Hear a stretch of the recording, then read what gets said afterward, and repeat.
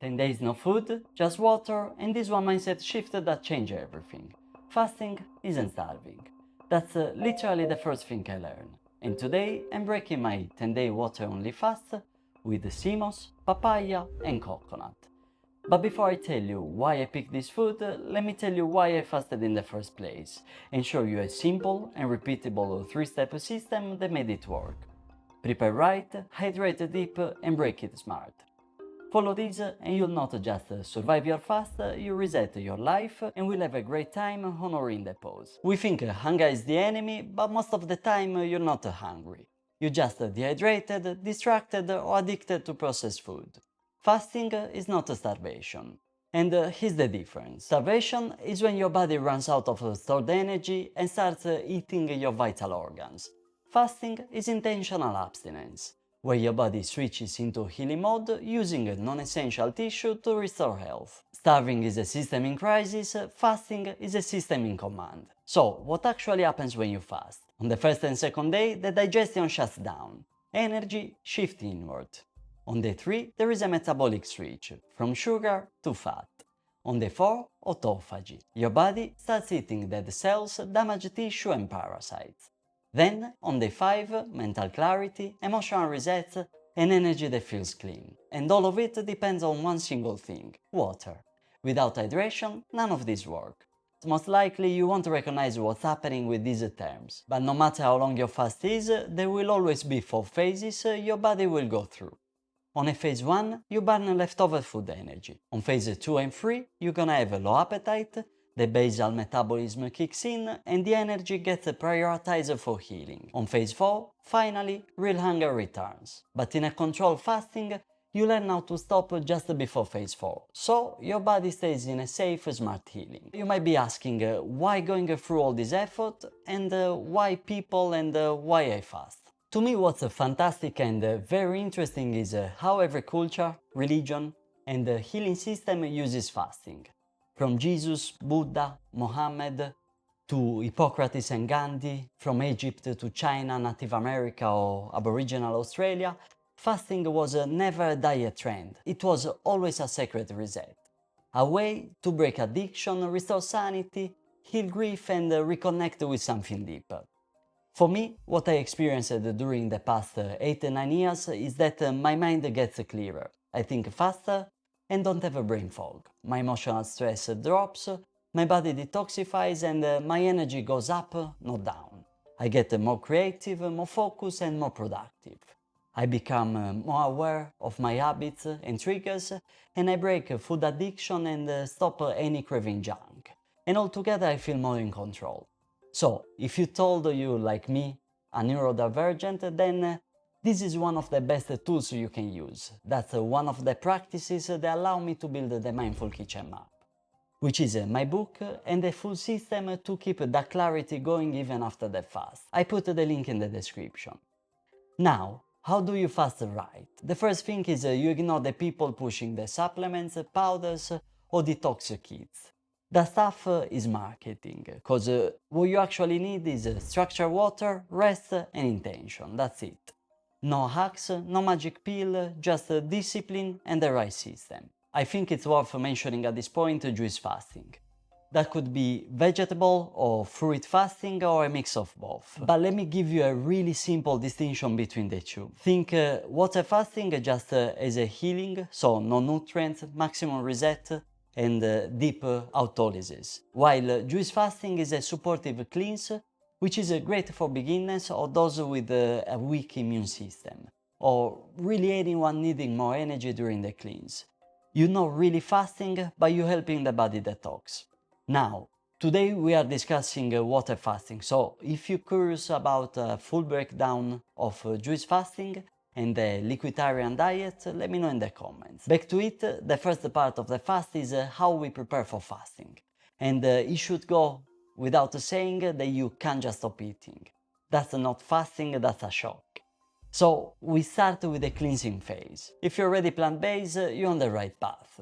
Though we know that doesn't always mean healthy. So general guideline is to reduce and eliminate all animal products first. Meat, cheese, milk, fish, etc. together with sugar, coffee, alcohol, baked goods and refined or processed food, which also includes canned foods, frozen meals, packaged snacks and juice from concentrate. Then start eating largely veg-based meals, but careful not to overcook them. This helps reduce space and appetite for heavier foods. Now you can start introducing fresh vegetable juices for greater support. In the final 2-4 days before fasting, you go deeper. You cut all the items we mentioned completely and shift toward raw meals. On the day before you fast, you eat only fresh fruit. You can eat like cantaloupe or papaya with lime. Choose ripe seasonal fruit and eat until satisfied. Several small meals are better than a few large ones. They support metabolism and reduce cravings. To support you on the journey, I created a weekly meal program in my app that guides you day by day through these. You can access it for free by joining the community. Just engage, ask questions and connect with others on the same journey. I put the link in the description. Now, when the fast begins, your environment matters. So, have ready a dedicated space. I like it clean, quiet and with natural light. I personally avoid the bedroom and set up in the living room. I just need a cozy place to sit and relax with all my essentials nearby. Water, journal, reflexology chart, essential oils and my books. Everything I need to support me daily. Even if I'm not cooking, sometimes I record a course video or cook for others if I'm inspired. Music is really optional. Often I prefer the silence or the sound of nature. Having pets around gives me everything I need, and healing sounds or frequencies are the most I listen to. In the early days of fasting though, I like to spend the time outside, at the sea or in nature. Water is my element, and staying close to it makes me flow. So the best thing is to start your day slowly, with intention. No phone, just breath, a sip of water or herbal tea, and ground yourself. To me, writing in my journal helps me a lot to move emotions and create clarity. I don't force it, but if more comes, I let it flow. Fasting is a conversation with your body, and it starts by listening. Here, the only true essential is hydration. Drink 3.5-4 liters of clean water per day. You can use herbal infusions, but the base must be high-quality purified water. Personally, I use distilled water. It mimics natural cycles and removes heavy metals and bacteria. The downside is you must remineralize it. I rotate between mineral drops, shilajit and sea moss. Water is a subject of its own, and I like to cover it fully in a dedicated episode. So, if it's ready, the link will be in the description, otherwise I'll include a blog I wrote on the topic to help you choose wisely. Now, on pacing your fast, remember, on day 1 you will have a psychological war. But that is no hunger. That is the addiction of food. Day 3 onwards, the peace begins and hunger fades. Unless of course you're dehydrated or have exhausted your energy reserves. At this point, it's no longer fasting, it's depletion. It's normal though that during your fasting you will experience detox symptoms. Most likely you might feel tired, itchy, emotional, you will have headaches and cravings, hunger and insomnia.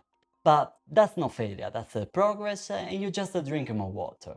You rest and you actively support elimination. Fasting is rest but also action, and your body needs support. On the skin you can do dry brushing, Epsom salt baths, saunas, coconut oil scrubs and any care routine. For your colon you can explore daily enemas, and even if they're not mandatory, they are a great addition to your practice. Especially coffee enemas. They enhance your liver's detox power and clear mental fog instantly. For your kidneys, water, ginger poultice, parsley, lemon and nettle tea.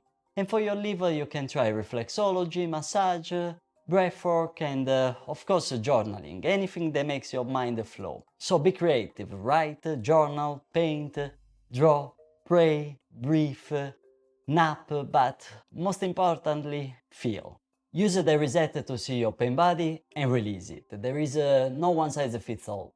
And if you want to explore any of these support more in depth, let me know in the Men's Kitchen Club community. After the fast, when you're done, you're not really done. Most people, they break fast wrong. They go from zero to lasagna and undo all the healing. After a prolonged fast, your digestive system is in a deeply rested state. Gastric acid production is low, enzyme activity is paused, and your gut lining is more permeable, meaning it's more sensitive to inflammatory food. The goal when breaking a fast is a cellular hydration, mineral replenishment and progressive enzymatic stimulation.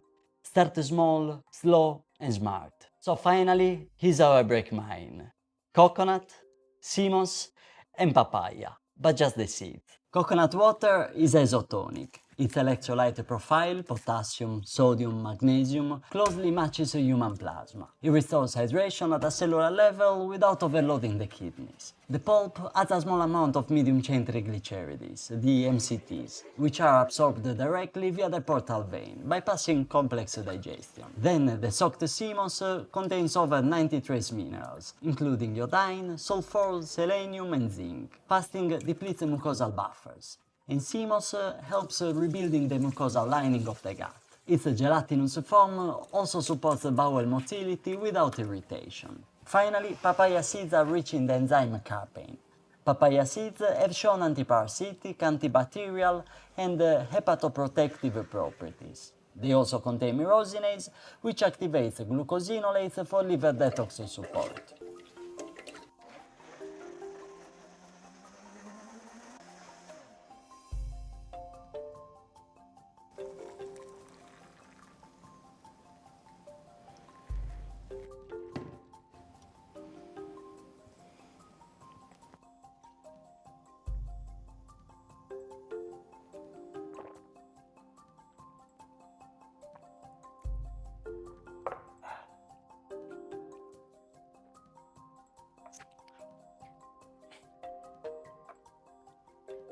This isn't really a meal, it's a metabolic re-entry. The goal for me isn't to eat, but to recalibrate.